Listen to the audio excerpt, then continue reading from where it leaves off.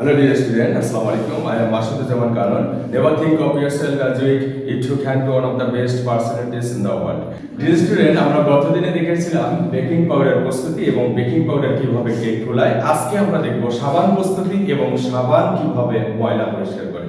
অত্যন্ত গুরুত্বপূর্ণ ভিডিওটি আমরা শুরু করতে যাচ্ছি।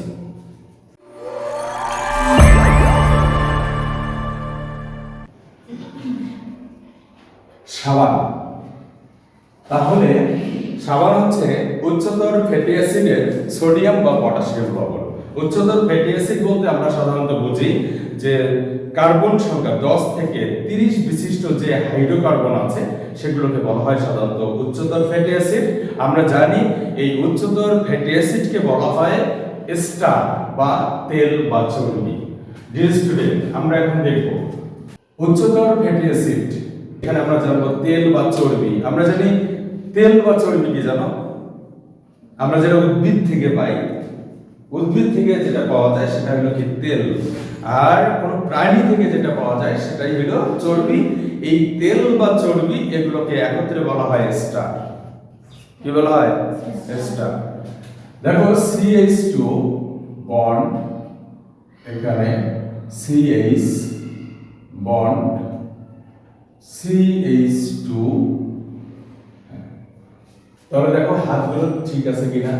H2 মানে কি? দুইটা বন্ড, এই যে তিনটা বন্ড, চারটা বন্ড। আমরা জানি প্রত্যেকটা কার্বনের কয়টা হাত থাকে? চারটা হাত থাকে।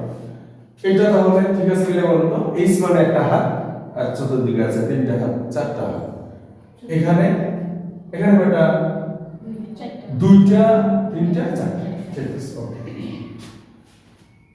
এখন এখান থেকে আমরা নিতে পারি C17H35, তাই না? তাহলে এখানে লিখতে পারি C17H35, তারপর C17H35। এটাকে এভাবে নেওয়া যায়। আমরা জানি যে এটা C17H35 হইতে হবে এমন কোনো কথা না। C15H31 হতে পারে, C10H কত 21 হতে পারে। ঠিক আছে? সাবানের মধ্যে এটা হলো সবথেকে বেশি শক্তিশালী বা মানে কি ভালো মানের সাবান, C17H35। এটাই হলো কিন্তু তেল বা চর্বি। এটাকেই আমরা বলি তেল বা চর্বি।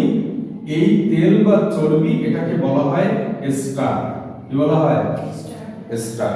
মানে তেলটাও হলো এস্টার, চর্বিটাও এস্টার। আমরা যেটা উদ্ভিদ থেকে পাই সেটা তেল, এবং যেটা প্রাণী থেকে পাই সেটা হচ্ছে চর্বি। তবে তেল হচ্ছে তরল জাতীয় পদার্থ, আর চর্বি হচ্ছে কঠিন পদার্থ। ক্লিয়ার? এখন দেখো, এই যে এটাকে আবার বলা হয় গ্লিসারাইড। কি বলা হয়? গ্লিসারাইড। আমরা তো জানি তেল বা চর্বি এটা ক্ষারের সাথে বিক্রিয়া করলে আমরা লবণ পাই। ক্ষারের সাথে বিক্রিয়া করবে না, ওই যে কস্টিক সোডা, সোডিয়াম হাইড্রোক্সাইড বা পটাশিয়াম হাইড্রোক্সাইড। বুঝতে পারছো? আমরা জানি সোডিয়াম হাইড্রোক্সাইড মানে সাবান প্রস্তুতির জন্য অবশ্যই ক্ষারের সাথে বিক্রিয়া করতে হবে। সে ক্ষার হিসেবে আমরা কি নিয়েছিলাম? সোডিয়াম হাইড্রোক্সাইড অথবা পটাশিয়াম হাইড্রোক্সাইড। সোডিয়াম হাইড্রোক্সাইড নিলে কি ওই সোডিয়াম লবণ হবে, পটাশিয়াম হাইড্রোক্সাইড নিলে পটাশিয়াম লবণ হবে। বুঝছো কিনা বলো? এটা 3, তাহলে এটা 3 মানে 3 কার্বন বিশিষ্ট, তাহলে 3 অণু সোডিয়াম হাইড্রোক্সাইডের সাথে বিক্রিয়া করবে। দেখো খুব সাধারণ। আমরা যদি এই বিষয়টা বা এই বিক্রিয়াটা যদি না বুঝে এমন দেখতাম, বলো তো আমরা কি এখানে কিছু বুঝতাম? বিক্রিয়া এমনি সাধারণ বিক্রিয়া আমাদের কনফিউশন। আমরা যদি এটা না বুঝে যদি আমরা দেখতাম, হ্যাঁ বই বা গাইড নোট সব জায়গায় এরকম অনেক বিক্রিয়া তোমরা দেখতে পারো, সারের প্রয়োজন হয় এজন্য বোঝার জন্য। বোঝা গেছে? তার মানে তবে দেখবে যে বিক্রিয়া যত বড়ই হোক না কেন খুব সাধারণ। তাহলে এটা হলো গ্লিসারাইড, তেল বা চর্বি, অথবা আমরা এক কথায় বলতে পারি এস্টার। এখন এখানে কি উৎপন্ন হবে তোমরা তাহলে নিশ্চয়ই বুঝতে পারছো কি উৎপন্ন হবে। হ্যাঁ, C17 H35 COO তাই না? তার মানে এখানে উৎপন্ন হবে C17 H35 COO কয়টা? অবশ্যই তিনটা। এবার বল দিয়ে রাখা দরকার আছে, আমরা 3 দিলাম। বোঝা গেছে? এটা হলো এই যে এটা যে উৎপন্ন হলো এটা হলো কিন্তু আমাদের সেই কাঙ্ক্ষিত সাবান যাকে আমরা বলি সোডিয়াম স্টিয়ারেট সাবান। সোডিয়াম স্টিয়ারেট, এটা হলো সেই সোডিয়াম স্টিয়ারেট সাবান। যারা অনুপস্থিত তাদের জন্য লেকচারটা কোথায় দেব? মোবাইল আছে না, ভিডিও তো করবে লাগছে। এই জন্য বিষয়টা খুব সেনসিটিভ। কে বুঝাবে আর এত বিস্তারিত?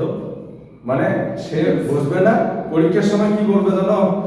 স্যার জীবনে এটা কাজ করে নেই, খালি কইছে সাবান কি শেষ, মানে সব প্রশ্ন তখন ছাড়ে স্টুডেন্টরা মানে অনুপস্থিত থাকবে আর দোষ হবে স্যার। আর ওর সাথে ইয়ে লেগে আছে CH2 বিক্রিয়া থেকে শেষ হয়েছে, আরো বাকি আছে। কথার মাঝে সাইকেল চালাবে না। Sorry sir.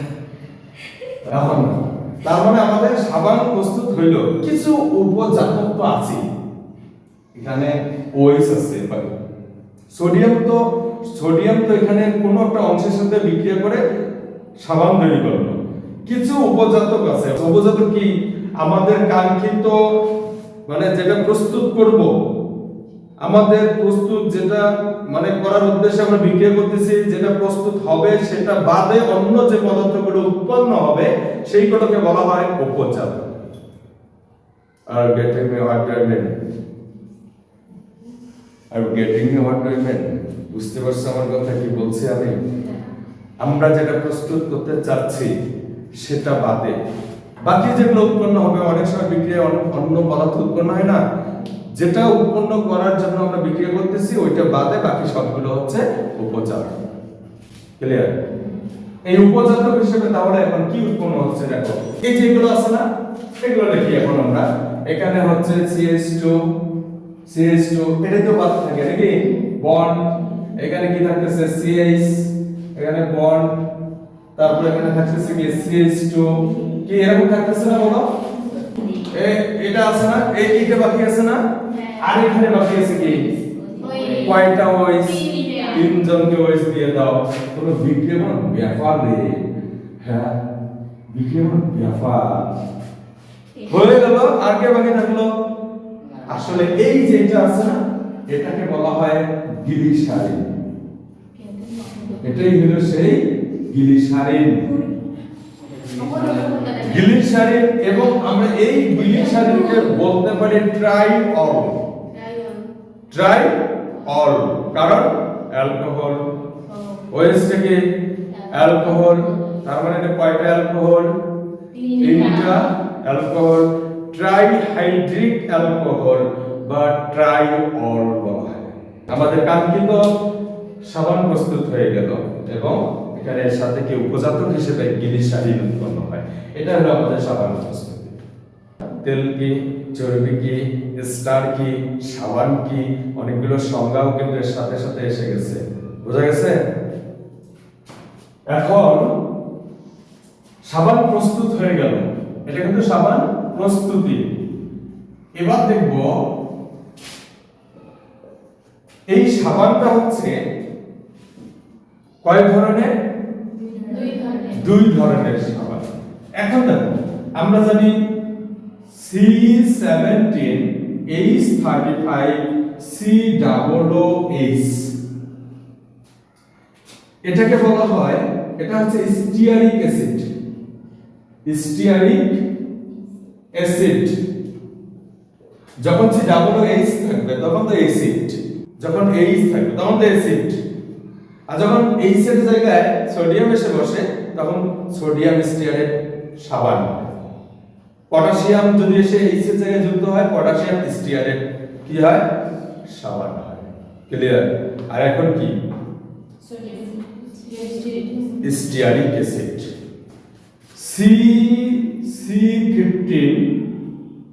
C15H31 COOH এটাকে বলা হয় পামিটিক অ্যাসিড পামিটিক অ্যাসিড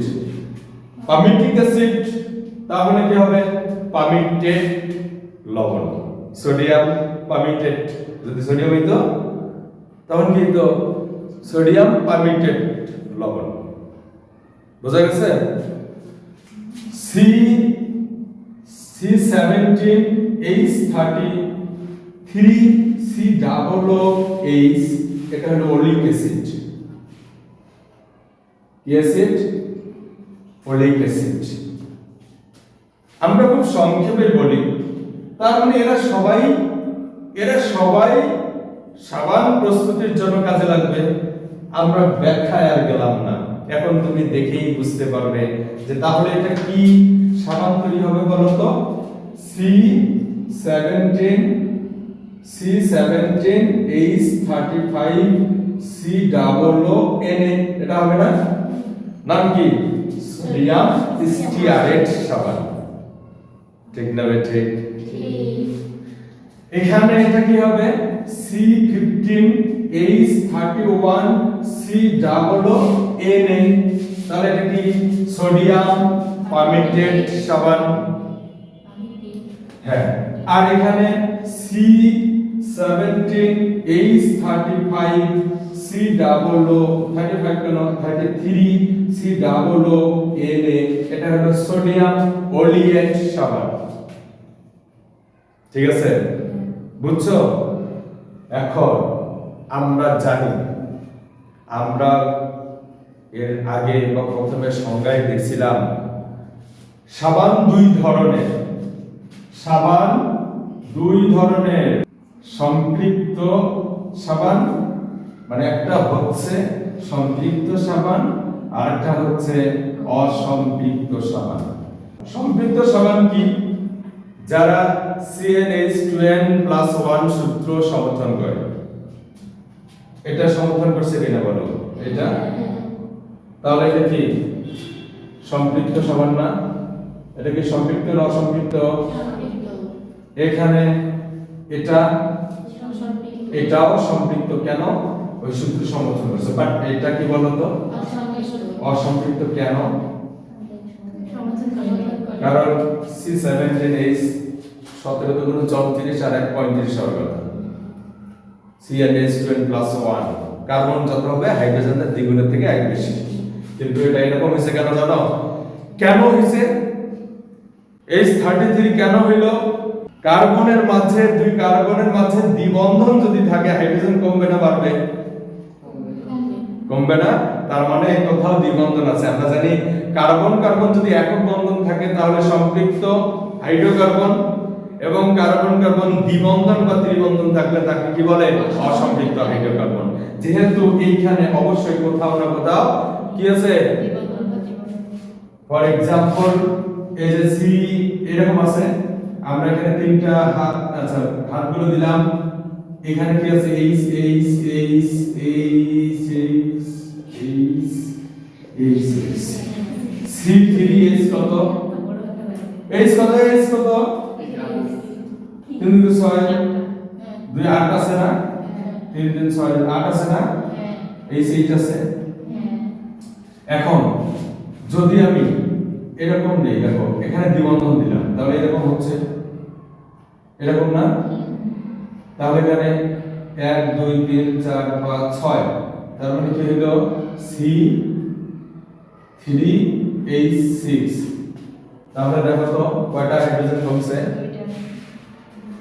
তাহলে বলো তো ভর কত কত কয়টা হাইড্রোজেন কমছে অবশ্যই কোথাও দ্বিবন্ধন আছে খুব দ্রুত আমরা একটু দেখি এবার সাবান কিভাবে ময়লা পরিষ্কার করে এটা 1 মিনিটের কাজ সাবান কিভাবে ময়লা পরিষ্কার করে আমরা জানি C17H35 COOH Na এটা ভালো করে বুঝো এটা একটা যৌগ না C17H35 C double O Na তাহলে এখানে দেখো C17H35 এটাকে আমরা আলাদা রাখলাম এটা আলাদা করলাম তাহলে কি থাকে বলো তো C ডাবল ও Na এটা আলাদা ভালো করে বুঝো খুব ভালো করে খুব সাধারণ বিষয় C17H35 আর এই যে C ডাবল ও Na দুইটাকে আমরা আলাদা রাখলাম এখানে খুব ভালোভাবে লক্ষ্য করো C17H35 এখানে কোনো প্লাস মাইনাস আয়ন আছে কিনা K প্লাস K মাইনাস এখানে কিন্তু প্লাস মাইনাস কিছু নাই বুঝছো ভালো করে বুঝো কিন্তু কে দান করলো কে গ্রহণ করলো ইলেকট্রন আছে কিছু কিছু নাই তার মানে এটা হলো অপোলার যৌগ কি যৌগ আর এটা হলো পোলার যৌগ দেখো খুব ভালোভাবে আমরা জানি Na তো সারা জীবন plus CO C double O Na এটা আছে না তাহলে Na অবশ্যই প্লাস এটা তাহলে কি মাইনাস এটা হলো একটা পোলার যৌগ ঠিক না বেঠিক এটা হচ্ছে পোলার যৌগ ক্লিয়ার কিন্তু এখানে কোনো প্লাস মাইনাস আয়ন নাই তার মানে এটা হলো অপোলার যৌগ অপোলার যৌগ এখন যখন আমরা কোনো কাপড় পরিষ্কার করি কাপড়ের মধ্যে ময়লা লেগে থাকে এই যে ময়লাগুলো কাপড়ের মধ্যে লেগে আছে এগুলো ময়লাগুলো পোলার না অপোলার বলো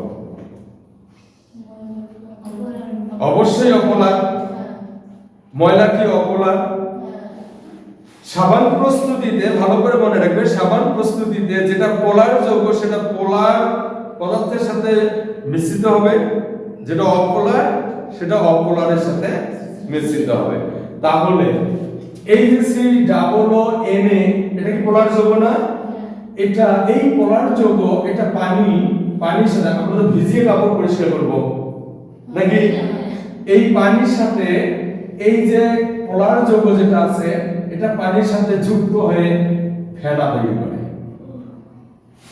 কি তৈরি করে কারণ পোলার যৌগ এটা কি ওই সাবান প্রস্তুতের কি পোলার যৌগ পানির সাথে যুক্ত হয়ে ফেনা তৈরি করে আর ওই সাবান প্রস্তুতির অপোলার যৌগ কিন্তু আছে এই যে C17H35 এ কি করে এই ময়লাটাকে বলা হয় গ্রিজ